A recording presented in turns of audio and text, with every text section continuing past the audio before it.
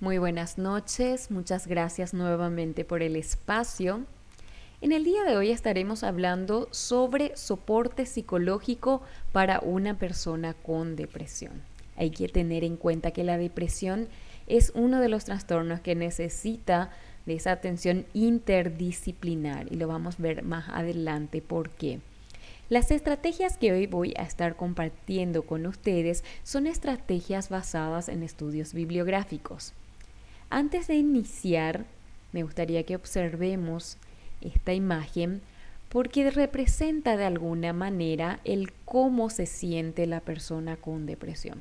Hay momentos en el que amanece bien y al rato le da un bajón, es la forma en el que explican. Entonces es importante entender, como dije al principio, escuchar al paciente, escuchar al síntoma. ¿Qué es? Históricamente, la depresión es uno de los trastornos psiquiátricos más prevalentes y más graves a nivel mundial en cuanto a enfermedad invalidante en personas adultas. Este estudio ya lo habría hecho Murray y López en 1996. 24 años después, es una de las enfermedades con mayor índice de tasa a nivel mundial. Una de las primeras propuestas para entender la melancolía ya estuvo dada por Hipócrates. La melancolía ha estado generalmente asociada a la bilis negra, esencial para explicar su patogénesis, estudio de Conti en el 2007. A lo largo de la Edad Media, San Agustín en el siglo V aseguró que todas las enfermedades de los cristianos debían ser asignados a los demonios. Recordemos que tanto los trastornos mentales, las enfermedades mentales, las anomalías fisiológicas estaban asociados a un castigo divino, a una maldición, a seres endemoniados. De hecho, estas personas eran segregados socialmente. En el siglo XVIII aparece por primera vez la palabra depresión en la lengua inglesa. Esta palabra deriva del latín de y premere, que significa apretar y oprimir, y deprimere, que es empujar hacia abajo. Richard Barmore en 1725 habla de estar deprimido en profunda tristeza y melancolía. Robert White en 1764 relaciona la depresión mental con el espíritu bajo, hipocondria y melancolía, citadas por Jackson en 1986. Y esta es una de las explicaciones que me gusta porque trata de explicar. Víctor Frank es el padre de la logoterapia y él habla de la depresión, lo clasifica con otros trastornos como un vacío existencial. Él decía: si el hombre reprime la búsqueda de sentido o no lo encuentra, lo puede invadir una sensación de vacío existencial, un para qué. La existencia significativa trae paz espiritual, estabilidad mental y la capacidad de desarrollar un proyecto de vida autotrascendente.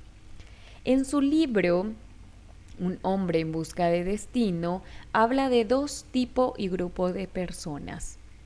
Los prisioneros eran obligados a trabajar, pero recibían cupones que podían canjear por alimentos u otras cosas. Entonces él veía que aquellas personas cuyo sentido de vida, cuya motivación habría bajado, cambiaban estos cupones por cigarrillos. Y aquellas personas que tenían un sentido de vida, a pesar de la situación en la que se encontraban, tenían esa esperanza de sobrevivir, lo cambiaban por sopa. ¿Por qué? Porque estos alimentos hacían que las personas tuvieran mayor energía para poder seguir con lo que estaban pasando. Entonces él le denominaba un vacío existencial, ya que estas personas les cuesta encontrar o no encontraron un propósito de vida. Y vamos a mirar un poco más adelante otras concepciones. El DSM-5 habla de que los trastornos, conceptualiza a los trastornos depresivos como trastorno de desregulación disruptiva del estado de ánimo, el trastorno, y incluye el trastorno de depresión mayor con episodios depresivo mayor, el trastorno depresivo persistente o la distimia, el trastorno disfórico premenstrual. Todas las mujeres pasamos por los cambios hormonales, entonces ciertamente tenemos un cambio emocional, ¿verdad? Pero, sin embargo, para categorizarlo o diagnosticarlo como un trastorno disfórico menstrual, nuevamente tiene unas características y peculiaridades que deben de estar dentro del encuadre diagnóstico. El trastorno depresivo inducido por una sustancia o medicamento, el trastorno depresivo debido a otra afección médica, otro trastorno depresivos especificados y los trastornos depresivos no especificados. El rasgo confía de todos estos trastornos es la presencia de un ánimo triste, vacío o irritable, acompañado de cambios somáticos y cognitivos que afectan significativamente a la capacidad funcional del individuo. Lo que los diferencia es la duración, la presentación temporal o la supuesta etiología. Y la depresión está clasificado de la siguiente manera: los trastornos de desregulación disruptiva del estado de ánimo, el trastorno de depresión mayor, los trastornos depresivo persistente o la distimia, trastornos disfóricos premenstrual, los trastornos depresivo inducido por sustancia y medicamento, los trastornos depresivos debido a afección médica, otros trastornos depresivos ya especificados y aquellos que no están especificados. Sabemos que otros trastornos especificados y no especificados son aquellos que no cumplieron con los criterios diagnósticos anteriores. Algo nos faltó aquí: el trastorno bipolar, y esa es la diferencia entre el DSM-4 y el DSM-5, puesto que en el DSM-4 el trastorno bipolar se encontraba dentro de la clasificación de trastornos depresivos. Hoy ya cuenta con su propia clasificación. El trastorno bipolar y los trastornos relacionados a esta, en el DSM-5 ya están separados. Se separó de la clasificación maníaco-depresivo bipolar de los trastornos depresivos y se sitúa en un capítulo dedicado específicamente a ello. Este capítulo dedicado al espectro de la esquizofrenia y los trastornos psicóticos intermedian, es decir, el trastorno bipolar se encuentra en el medio de los trastornos del espectro de la esquizofrenia y otros trastornos psicóticos y los trastornos depresivos, es decir, hace como un puente entre las dos clases diagnósticas en términos sintomatológicos, tanto de historia familiar y genética. Entonces, comparten criterios un poco de los trastornos esquizofrénicos y psicóticos y los trastornos depresivos. Por ende, el trastorno bipolar se encuentra hoy en día con su propia clasificación, intermediando o de puente entre estos dos. Para poder clasificar, diagnosticar al trastorno depresivo es muy importante especificar si estos se están presentando con la ansiedad y si la ansiedad es leve, moderada, grave o severa, si tienen características mixtas, si las características melancólicas están presentes, si tienen características atípicas, si estas características contienen características psicóticas, con características psicóticas congruentes con el estado de ánimo o incongruente no congruente con el estado de ánimo. Si estas vienen con catatonia, si estas tienen de inicio en el periparto o si tienen patrones estacionales. Especificar la gravedad actual como a través de los niveles leve, moderado y grave. En cuanto a los leves, pocos o ninguno de los síntomas más que los necesarios para cumplir los criterios diagnósticos y los síntomas producen poco deterioro en el funcionamiento social o laboral. Es la que pasa desapercibido. El número de síntomas en cuanto al moderado depende de la intensidad de los síntomas y el deterioro funcional está entre las especificaciones para leve y grave. Y dentro de los graves, el número de síntomas supera notablemente a los necesarios para el diagnóstico. La intensidad de los síntomas causa gran malestar y no es manejable. Y los síntomas interfieren notablemente en el funcionamiento social y laboral. Epicteto decía: los hombres no se perturban por causas de las cosas, sino por la interpretación que de ellas hacen. Para entender un poco la depresión, Aaron Beck creó un modelo cognitivo al que denominó modelo cognitivo de la depresión. Y aparece 3 clasificaciones. La primera, tríada cognitiva. La tríada cognitiva es la visión, 1, negativa de uno mismo. El paciente tiende a subestimarse y genera autocríticas negativas recurrentes. Hay una visión negativa hacia sí mismo. Interpretación negativa de sus experiencias. Tiene una visión del mundo caracterizada por obstáculos insuperables y demandas exageradas. Se siente derrotado y frustrado. Todas las situaciones que acontecen para él son negativas. Sus experiencias se basan siempre en situaciones negativas. Bien. Y la tercera dentro de la tríada cognitiva, la visión negativa acerca del futuro. Anticipa que sus dificultades y sufrimientos actuales continuarán indefinidamente. Entonces, en la visión acerca del futuro es donde vamos a tener un poquito más de problema. ¿Por qué? Porque si el sujeto no recibe una asistencia psicológica oportuna a tiempo, esto puede generar ideaciones suicidas. Es que mi futuro ya no va a mejorar. ¿Para qué quiero estar en esta vida? ¿Para qué quiero seguir viviendo? Entonces es muy importante prestarle atención a estas tríadas cognitivas. Luego vienen los esquemas mentales. El término esquema mental en realidad designa ciertos patrones cognitivos relativamente estables que contribuyen a la base de la regularidad de las interpretaciones acerca de un determinado conjunto de situaciones. Los esquemas determinan el cómo un individuo estructura distintas experiencias. Puede un esquema permanecer inactivo durante un tiempo o un largo tiempo y ser activado en situaciones específicas. En las depresiones leves, el paciente mantiene cierta objetividad al contemplar sus pensamientos negativos. En las depresiones más graves, el pensamiento está cada vez más dominado por ideas negativas repetitivas y puede encontrar difícil concentrarse en otros estímulos externos. Y los errores en el procesamiento de la información. El paciente depresivo cree en la validez de los conceptos depresivos que se manifiestan en errores sistemáticos, inferencias arbitrarias, abstracción selectiva y generalización excesiva.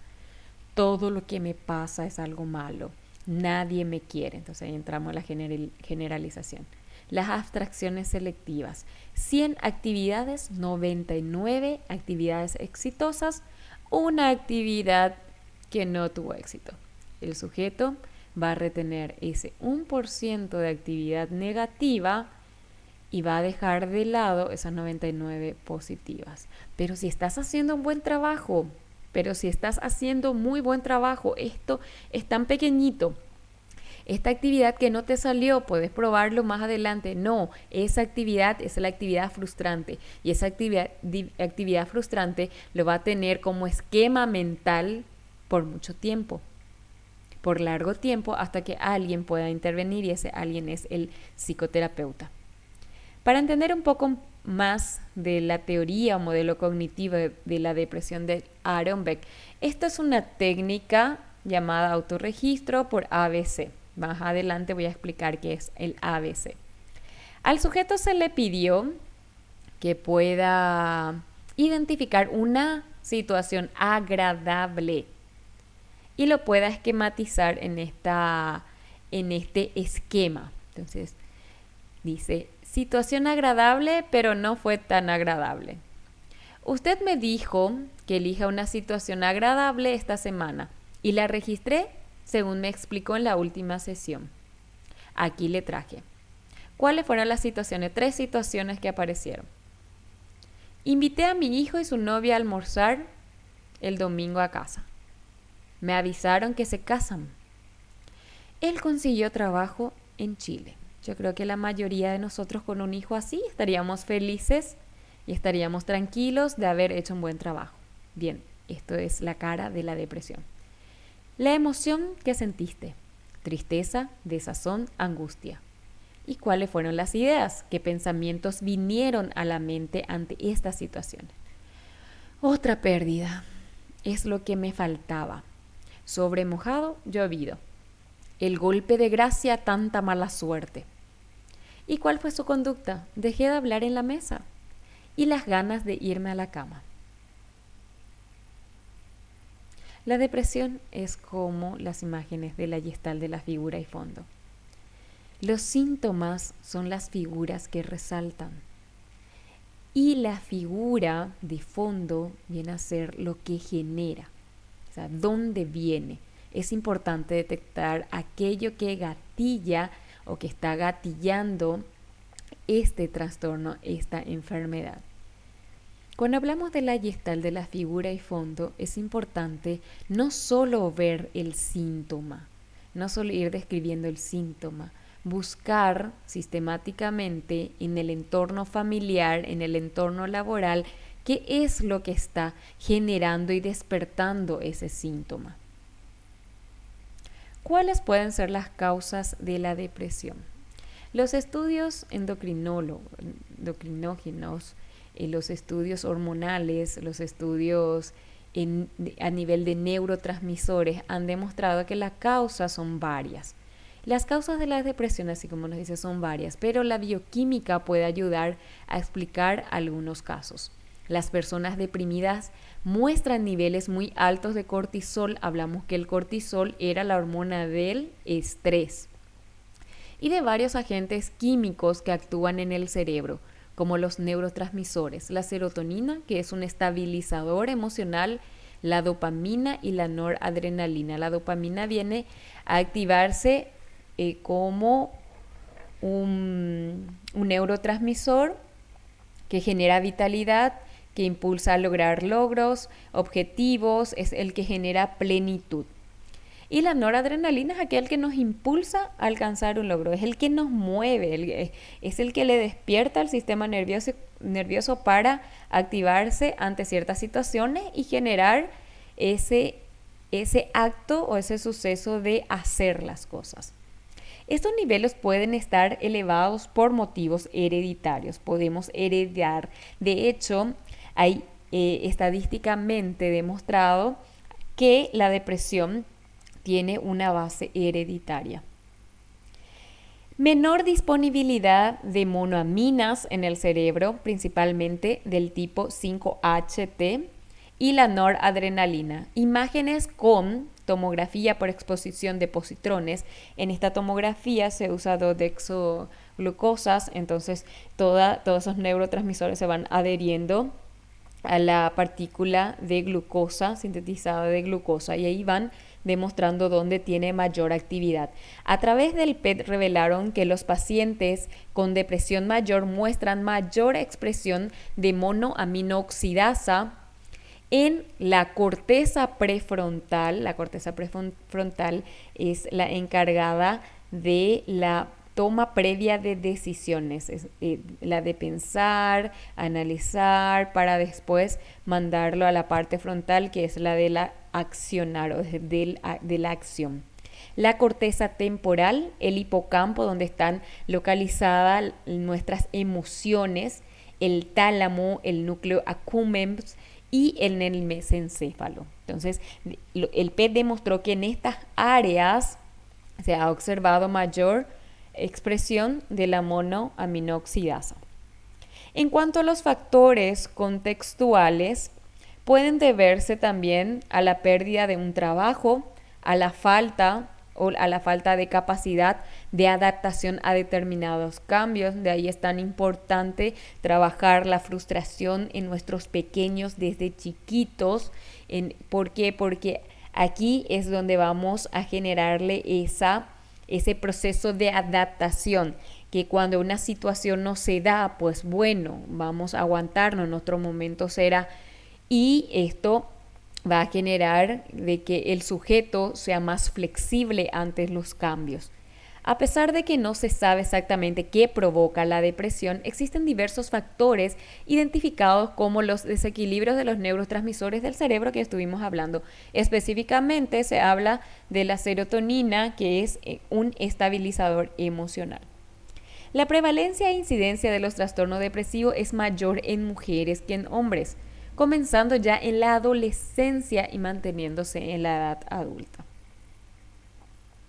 Los síntomas se pueden presentar a nivel afectivo, a nivel cognitivo y a nivel somático. Y los síntomas más frecuentes son el estado de ánimo irritable o bajo, la mayoría de las veces. Dificultad para conciliar el sueño o exceso de sueño. Cambio grande en el apetito, a menudo con aumento o pérdida de peso. Cansancio y falta de energía, sentimientos de inutilidad, odio a sí mismo y culpa, dificultad para concentrarse, movimientos lentos o muy rápidos, inactividad y retraimiento en las actividades usuales, las visitas, salidas con amigos, las actividades laborales.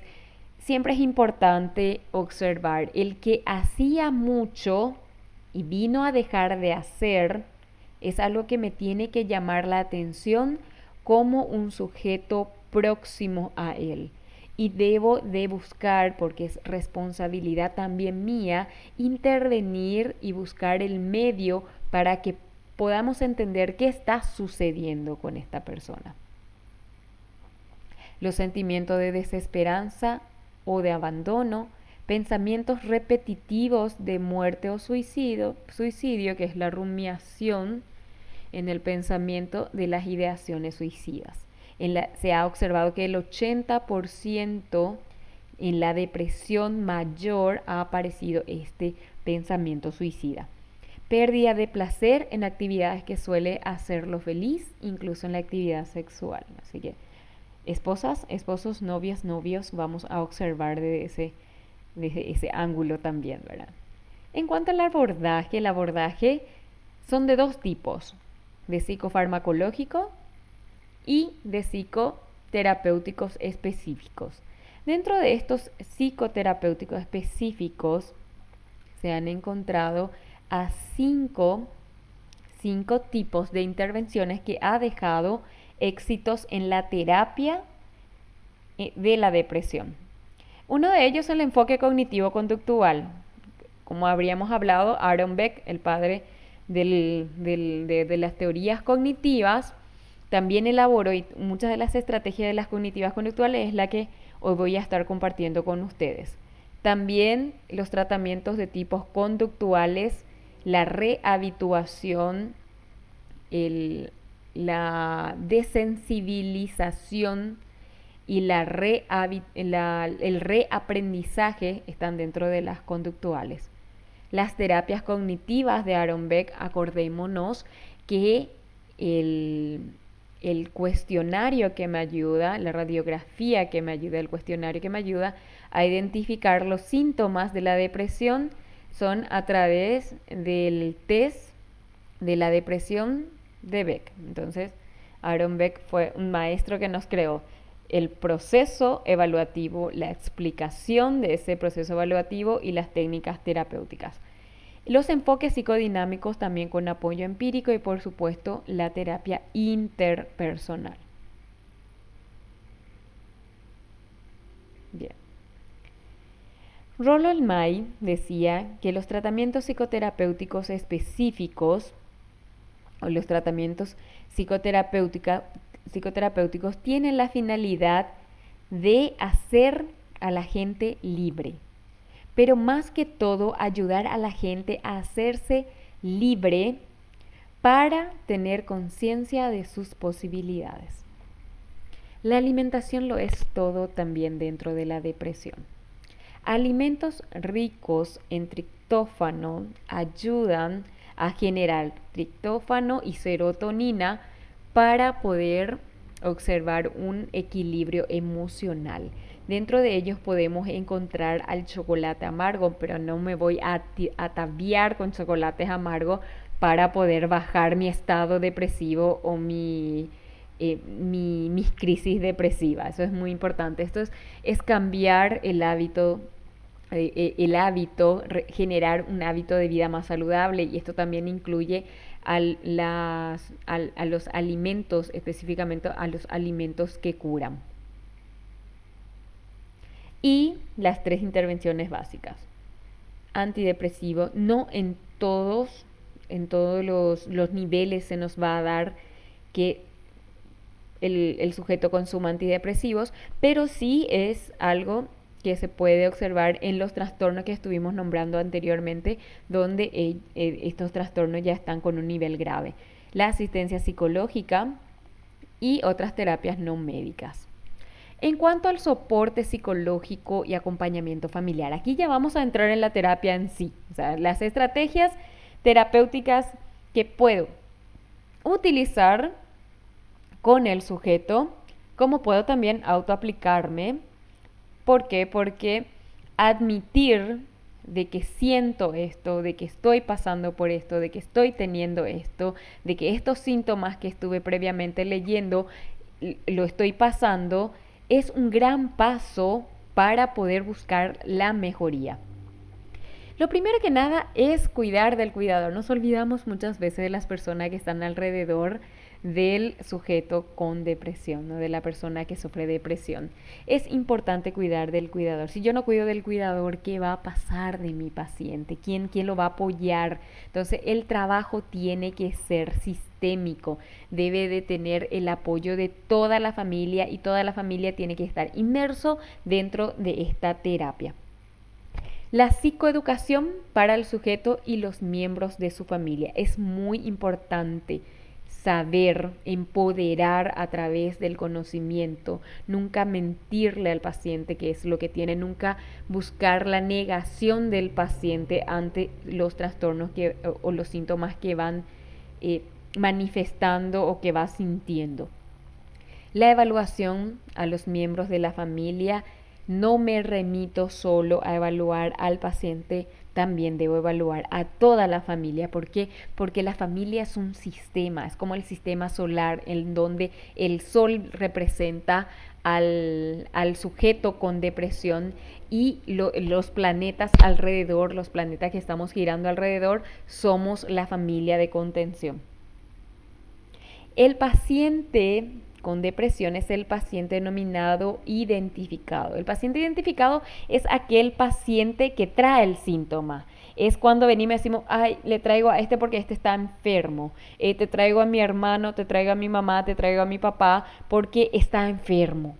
Bien, el paciente que trae el síntoma es el que ya no aguantó y somatizó ese síntoma. Ahora hay que buscar ¿quién de los pacientes es el que es realmente el generador del síntoma? ¿Es la mamá dominante? ¿Es el padre ausente o la madre ausente? ¿Quién es el que está generando el síntoma? ¿Es el hermano que puede estar abusando de la hermana o viceversa? Entonces, ese sería el paciente 1, y de ahí voy a ir identificando a los demás pacientes. Entonces, el paciente PI es el paciente identificado, el que trae el síntoma, y por ende al que trae el síntoma le vamos a llamar el paciente depresivo en este caso, ¿verdad? Bueno, observar la dinámica familiar, cómo se moviliza esa familia desde que se levanta hasta que se acuesta. Tiene mucho que ver.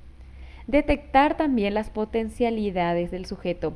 Recordemos que estos sujetos, todos tenemos potencialidades, todos tenemos talentos, pero se van nublando por el pensamiento erróneo que vamos teniendo, por esa abstracción selectiva, y lastimosamente esa abstracción selectiva suele ser negativa en el sujeto. Entonces, detectar aquellas potencialidades que podemos nosotros utilizar también como otras estrategias para trabajar dentro del proceso terapéutico. Es importante también los grupos de apoyo. Hoy en día estamos teniendo un índice de, de suicidio por esta condición de aislamiento involuntario, por esta condición de incertidumbre, de pesadez emocional, de extrañación. Entonces es importante los grupos de apoyo también y activar esos grupos de apoyo, ya sean de manera virtuales, utilizando estas estrategias que nos da la comunicación actualmente. Aquí vamos ya con las técnicas. La primera técnica es el autorregistro. El autorregistro consiste ¿en qué? En anotar en un diario sin límite fijo el registro o clasificación puntual y sistemática de pensamientos, sentimientos, manifestaciones físicas, comportamientos específicos. Yo esto lo puedo hacer manuscrito ya de manera seguida o puedo también hacer un esquema. Por ejemplo, el ABC que vamos a ver más adelante es un esquema de tipo autorregistro. Los autorregistros no solo permiten evaluar los problemas antes y durante la intervención psicoterapéutica, sino que facilitan los efectos de las técnicas terapéuticas empleadas, pues permiten tomar conciencia no solo de los problemas, sino también de los recursos y habilidades que se han adquirido, así como las estrategias llevadas a cabo a afrontar y enfrentar y resolver un problema ante cualquier situación que así lo requiera. No seamos perezosos. Yo sé que muchas de las colegas en terapia clínica pedimos al paciente que haga un autorregistro, que nos registre todas esas actividades que le vamos pidiendo. ¿Por qué? Porque esto me va a ayudar a mí, primero, como paciente, a ser consciente de las situaciones que me están sucediendo, el cómo estoy reaccionando ante esas situaciones y por sobre todo lo que estoy sintiendo y lo que estoy pensando ante esas situaciones. También le va a servir a mi terapeuta como seguimiento de mejoría o ajustes dentro de las técnicas de psicoterapia. ¿Qué es lo que podemos registrar? Responder a estas preguntas. ¿Ante qué situación o momento comienzas a pensar y sentir mal o actuar de forma inadecuada? ¿Cuánto te afecta? ¿Cuánto tiempo dura? ¿Qué es lo que haces o tratas de hacer para manejar la situación ansiógena? De las siguientes técnicas, ¿cuál de ellas utilizas para resolver la situación? ¿En qué has cambiado? ¿Qué has mejorado? Entonces, todas esas preguntas no necesariamente lo podemos hacer en una sola vez. Podemos seleccionar esas preguntas que respondan a la situación que está aconteciendo. Este es el registro ABC. Aquí estoy aplicando dos técnicas. Primero, registrar y en el segundo, cambiar. Pensamientos erróneos. Tenemos los pensamientos racionales y los pensamientos irracionales. Vamos a irnos por los pensamientos racionales en la depresión. Me diagnostican con cáncer terminal. Mi depresión se basa en un pensamiento racional, una inminente muerte. Y están los pensamientos irracionales basados en la depresión, basado en pensamientos irracionales. Siento un malestar, pienso que tengo una enfermedad terminal, recorro a todos los profesionales médicos, las evaluaciones, los análisis, me salen negativo. Entonces, el médico me dice que no tengo nada, pero yo sigo teniendo ese malestar y sigo teniendo ese pensamiento. Y ese pensamiento lo convierto en un pensamiento tan real que todos esos síntomas de cáncer lo estoy sintiendo sin tener cáncer. Entonces, en ese nos basaríamos para hablar de pensamientos irracionales. Otro pensamiento irracional. Por ejemplo, estoy con mi pareja en un bar y llega una amiga. Saluda a mi pareja, me saluda a mí y comienza a hablar con mi pareja. Entonces mi pensamiento racional es una conocida que viene a hablar con él y no está hablando conmigo porque no es muy conocida mía. Ahora vamos al pensamiento irracional. hace la misma escena. Lo saluda a él, me saluda a mí y comienza a hablar con él. Mi pensamiento irracional empieza a gatillarse. Son amantes, tienen algo. Ay, por Dios, yo estoy acá, quiero irme, no me ama, soy insignificante, es mucho más linda. Ellos tienen algo, tratan de disimular ante mí, pero en realidad tienen algo. Entonces esos son los pensamientos irracionales. No hay nada que demuestre que ellos tengan algo. No como el pensamiento racional, en el que la situación se da, es alguien conocido. Esta persona lo toma, lo negativiza y lo lleva, lo extrapoliza, lo lleva al extremo de decir que esa situación en el que está sucediendo, y luego sabemos que vienen las peleas, vienen los reclamos y demás. ¿Pero por qué? Por ese pensamiento irracional. El modelo ABC de Aaron Beck nos explica un poquitito cómo se dan las situaciones, donde A es el hecho, la experiencia, las situaciones es el 90-10. ¿Qué significa 90-10? 10% de las situaciones que suceden por el cual no tengo ningún control y el 90% depende de mi actitud. Bueno, en este caso ese 10% es la adversidad, el hecho, las situaciones que van aconteciendo. En el B viene a ser los pensamientos, las creencias e interpretaciones que hacemos de las experiencias o situaciones. Estas pueden ser negativas o positivas.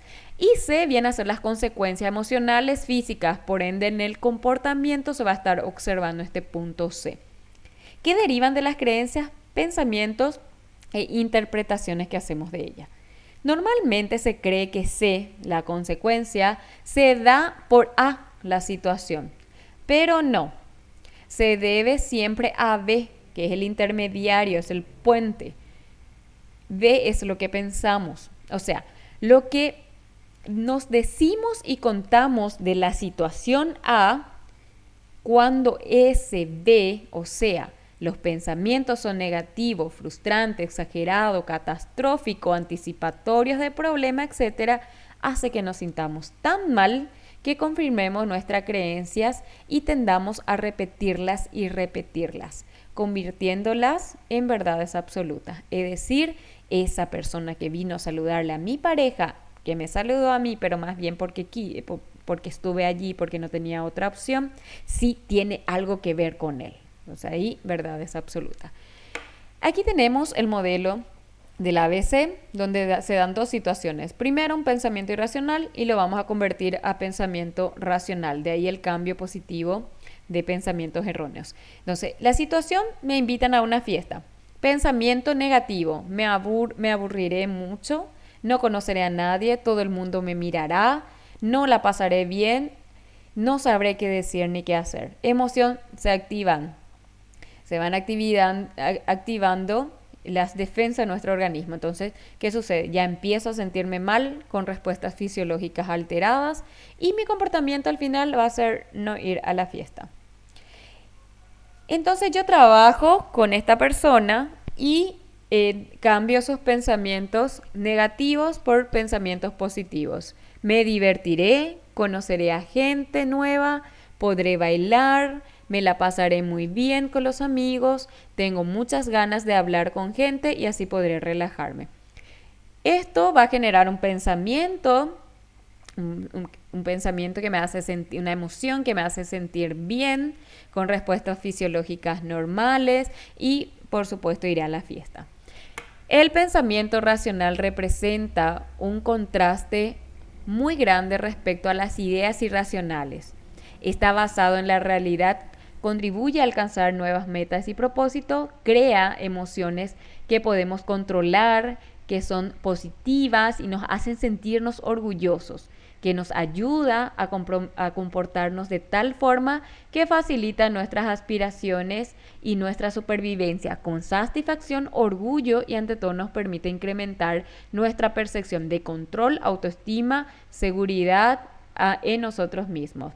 Entonces, una de las primeras acciones que debemos practicar al momento en el que aparecen estos pensamientos irregulares o irracionales serían la parada o detección de pensamiento. ¿En qué consiste? Consiste en interrumpir y modificar por medio de la sustitución los pensamientos asociados a la acción ansiógena. Los pensamientos y las emociones negativas quedan cortados antes de que puedan seguir y surgir muchos más. Se trata de parar la cadena de pensamientos relacionados con la situación ansiógena y que son necesarios eliminar o controlar mediante una señal, por ejemplo, alto, stop, para, basta, no, no y punto. Sobre todo lo más importante es pararlo en cuanto comienzan las primeras señales. Se trata de romper la cadena en los primeros eslabones. Hay que evitar que estos pensamientos vayan siguiendo porque comienza con uno y vamos a ir multiplicándolos.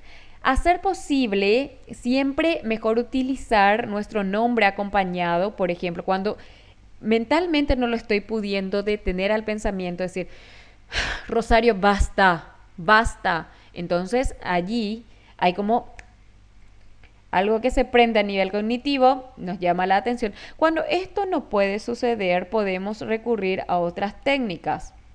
Entonces, stop, basta.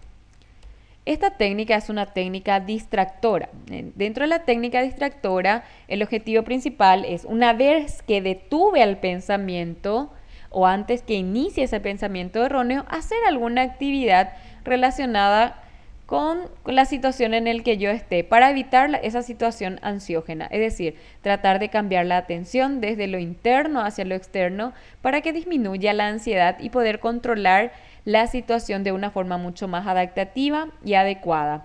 La distracción puede consistir en centrar la atención en los elementos del ambiente, verbalizándolos y siendo lo más detallista posible. Ejemplo, en esta habitación hay una mesa con vaso, las paredes están pintadas de tal color, en mi habitación hay que, el salón de mi casa está compuesto de, el despacho se compone de, fulanito está hablando de, qué opino yo de lo que estoy viendo, escuchando en la calle, lo que estoy viendo. Y una de las técnicas que me gusta es la de preparar un café o agua y es entonces la mente va ocupándose en una situación específica, haciendo que ese pensamiento irracional empiece a romperse en los primeros eslabones, como lo hicimos con la detección o parada del pensamiento. Este pensamiento intrusivo es el intruso. He cometido un error, ¿qué van a pensar de mí? Y el estímulo es, bueno, Santiago, basta. Entonces la técnica es, basta, un pellizco, un movimiento de cara, un vaso con agua fresca, y luego genere un pensamiento alternativo como vimos anteriormente. He cometido un error, ciertamente, la próxima vez lo haré mejor. Entonces ese pensamiento no se multiplica, trata de hacerlo de manera más lógica, más racional. También están las técnicas de imaginación, que se trata de modificar los pensamientos utilizando la imaginación.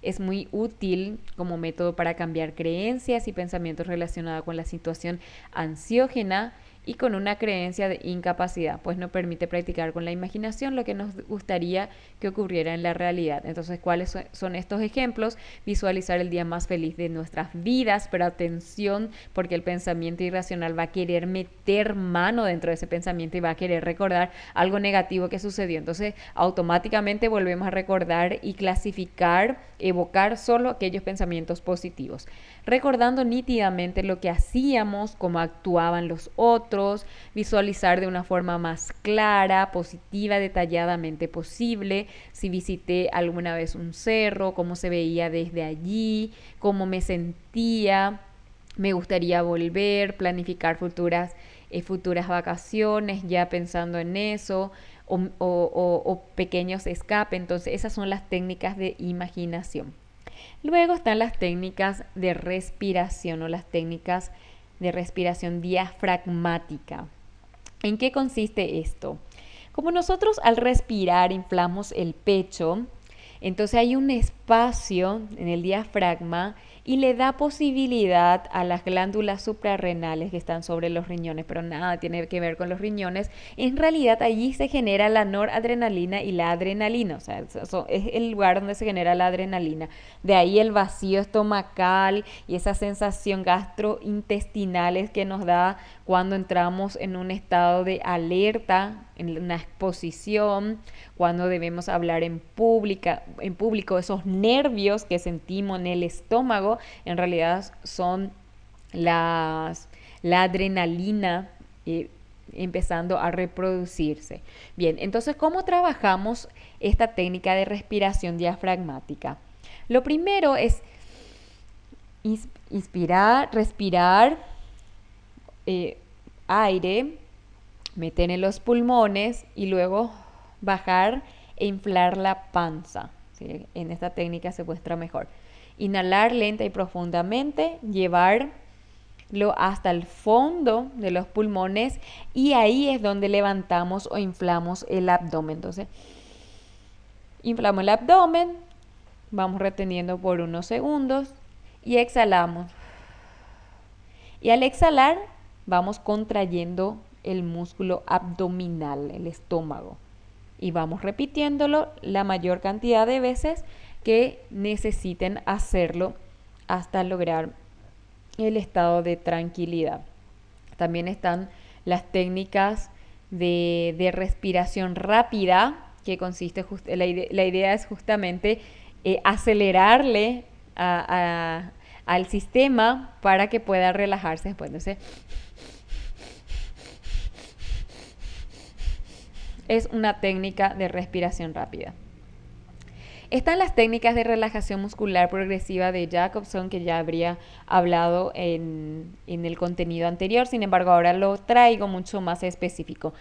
Aquí necesitamos un espacio, tiempo para dedicarle. ¿Por qué? Porque es la contracción máxima del músculo y la relajación progresiva de ese músculo.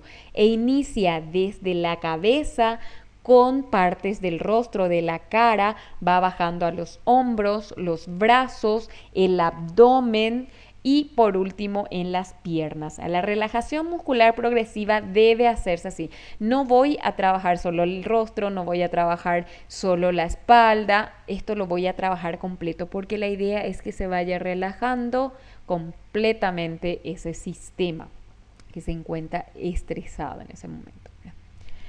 Y los ejercicios de relajación muscular se puede también hacer parado y utilizando elementos de apoyo. Elementos de la casa, como podemos observar, una mesa, una silla, estar en cuclillas, mover de un lado para el otro. Como les digo, siempre es tensar y relajarlo progresivamente, pausadamente, hasta que esa parte del músculo pueda estar relajado completamente. Y por supuesto el mindfulness, yoga para principiantes. Internet trae una gama de opciones. Entonces el yoga podemos iniciar con el yoga infantil. El yoga infantil es algo tan divertido que podemos practicarlo también con nuestros hijos, meterle al marido también dentro para que todos podamos llegar a un estado de plenitud, de conciencia, de relajación.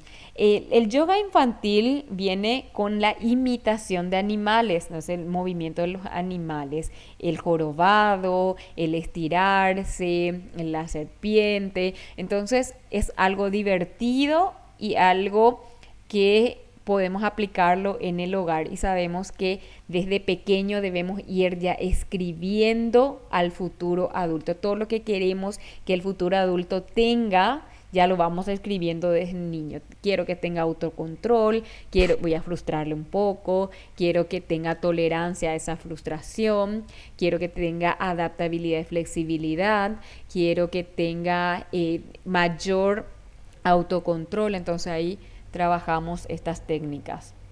Dentro de esta técnica está inspirada en la meditación budista, mejora el bienestar y la salud, mejora nuestro rendimiento, mejora las relaciones personales. Los pasos son, primero, parar, dejar por un minuto lo que estamos haciendo.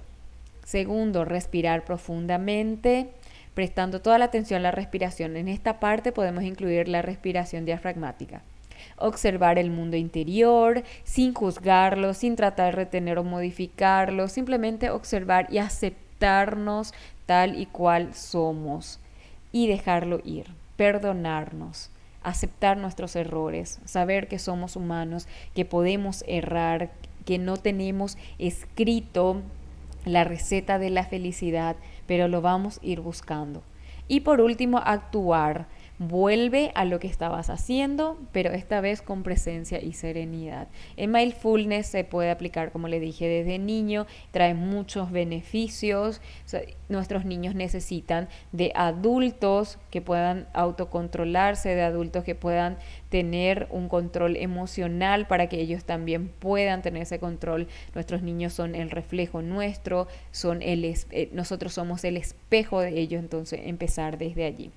Y para el trabajo con personas con depresión también. Las personas con depresión nos ven a nosotros como un espejo. Entonces, cuidar al cuidador. Primero debemos de estar bien nosotros para poder asistirlo.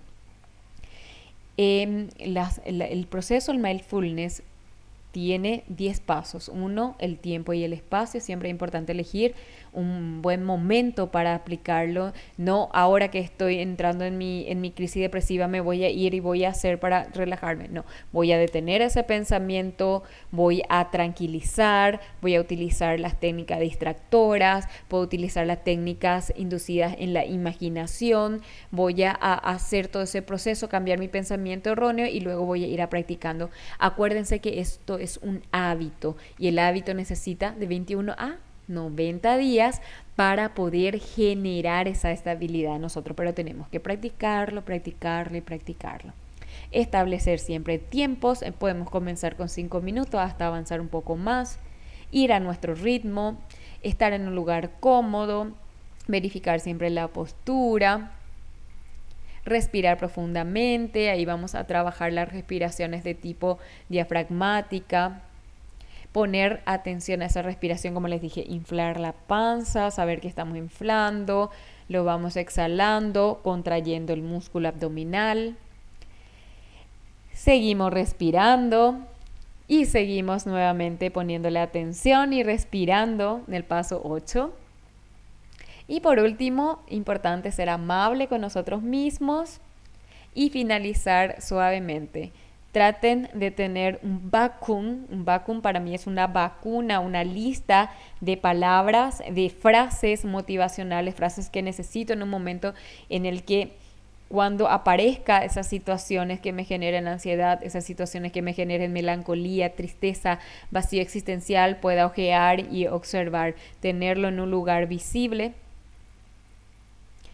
Y para finalizar, no te preocupes, ocúpate, ten paciencia y sonríe. Parece que cuesta, pero no tanto. Depende mucho de la actitud de cada uno. No te preocupes, ocúpate. Busca algo que te guste, que te motive, que te atraiga, que te despierte curiosidad. Si toda tu vida quisiste ser bailarina o quisiste bailar, es hora de inscribirse a las clases online, bajar de YouTube. Ahora no puedo decirles inscríbanse porque estamos en condición de aislamiento. Hoy el aislamiento es voluntario, depende de cada uno de nosotros, ya poner nuestro granito de arena. Tener paciencia, nada es para siempre. Las cosas van sucediendo acorde, estaban planificadas estas situaciones que no nos salen hoy, démosles el tiempo y sonreír. Víctor Frank decía que tomar los problemas con humor hace que éstas sean menos pesadas. Entonces, aprendan a burlarse de ustedes mismos. A mí me resulta bastante bien hacer bromas. Personalmente, soy de pequeña estatura, entonces a veces hago broma para que no me sienta mal ante una persona que sea una persona mucho más alta que yo. Entonces, busquémosle esa estrategia, busquémosle el lado simpático a las situaciones.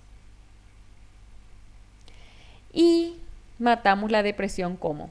Generando rutinas diarias. La rutina es muy importante. La rutina genera límite a la personalidad, me genera límite a mí, el hasta aquí, me pausa mi vida cotidiana. es importante hacer ejercicio físico. Los ejercicios físicos hacen que se genere serotonina de manera natural. Así que cuando venimos súper cansados del trabajo y empezamos a activar con actividades físicas y sentimos ese cansancio que da gusto, esa es la serotonina trabajando y ayuda a dormir mejor. También es importante tener un animal de compañía siempre y cuando no tengan alergias. Organizar la casa.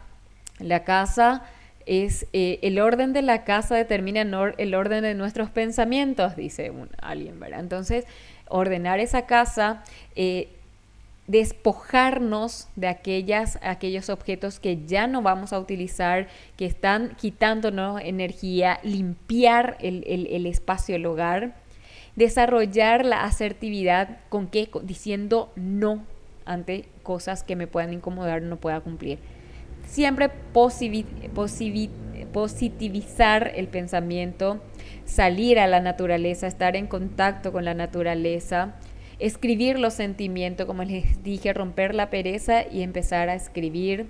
También llevar una dieta saludable, de qué teníamos que estar, qué tipo de dietas teníamos que incluirle o qué tipo de alimentos tenemos que incluirle a nuestra dieta para generar serotonina. Decíamos, aquellos que contengan triptófano. Y por supuesto socializar más, hablar de los problemas tienen soluciones. A veces nos da vergüenza acercarnos y conversar con el compañero de trabajo, pues quitémonos la vergüenza, hablemos porque hablar cura también. La felicidad es como la mariposa, decía Víctor Frank. Cuando más la persigues, más huye.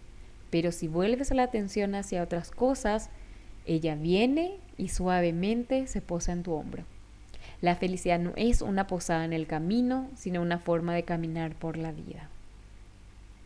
Tú puedes asumir el sentido y sentir que eres parte del tejido de la vida.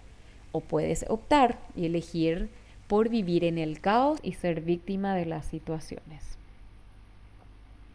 Esta imagen me la tomé prestada, se la pedí a una amiga colega porque me pareció oportuna para poder utilizarlo al finalizar esta charla. Cuida el jardín de tu mente. El pensamiento que riegas es la que crece. Muchísimas gracias a todos por estar allí, por tomarse su tiempo, ese valioso tiempo que nos ayuda a cada uno a poder nutrirnos de conocimiento, porque el conocimiento es poder. Entonces, todo lo que hoy aprendimos, no lo dejemos guardado allí, utilicémoslos, pongámoslos en práctica. Si vemos personas que están pasando por este malestar, por esta enfermedad, apoyémoslos. Ya tenemos estrategias de cómo generar ese soporte para las personas con depresión. Muchas gracias y buenas noches.